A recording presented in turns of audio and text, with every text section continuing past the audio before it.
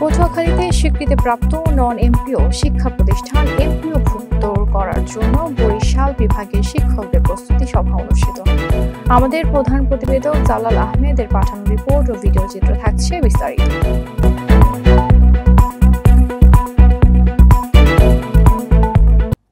স্বীকৃতিপ্রাপ্ত non MPO শিক্ষা প্রতিষ্ঠান MPO ভুক্ত করার জন্য ২ নভেম্বর ঢাকায় আন্দোলন সফল করার লক্ষ্যে বরিশাল বিভাগীয় নন এমপিও শিক্ষকদের এক প্রস্তুতি সভা অনুষ্ঠিত হয়েছে।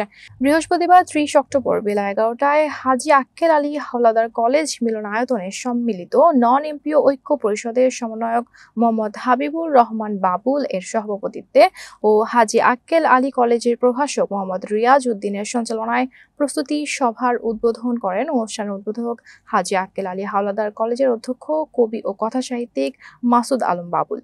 এ সভায় প্রধান অতিথি হিসেবে ছিলেন সম্মিলিত নন এমপিও ঐক্য পরিষদের প্রধান সমন্বয়ক প্রিন্সিপাল মোহাম্মদ সেলিম মিয়া। বিশেষ অতিথি হিসেবে বক্তব্য রাখেন সম্মিলিত নন এমপিও ঐক্য পরিষদের মুখ্য সমন্বয়ক অধ্যক্ষ নাজমুস শাহাদাত আজাদী, সমন্বয়ক প্রভাষক মোহাম্মদ গোলাম মোস্তফা, সাংগঠনিক সমন্বয়ক অধ্যক্ষ মনিবুল হক, সমন্বয়ক সহকারী প্রাথমিক শিক্ষক মোহাম্মদ এনামুল হক, যুগ্ম সাংগঠনিক সমন্বয়ক অধ্যক্ষ ইমরান বিন সুলাইমান, সমন্বয়ক সহকারী শিক্ষক মোহাম্মদ জাহিদ হোসেন ও সমন্বয়ক অধ্যক্ষ বাকি বিল্লাহ।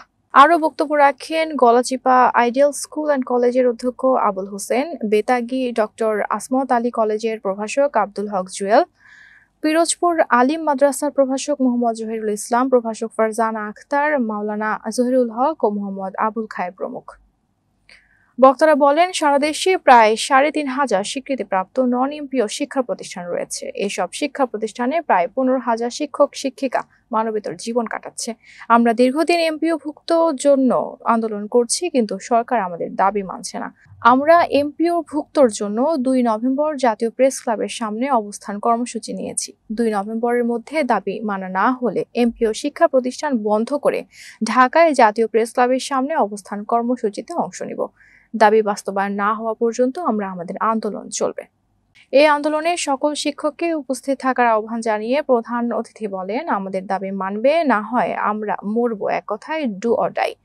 এই সময় অনেক শিক্ষক মানবেতর জীবনের কথা বলতে গিয়ে কান্নায় ভেঙে পড়েন।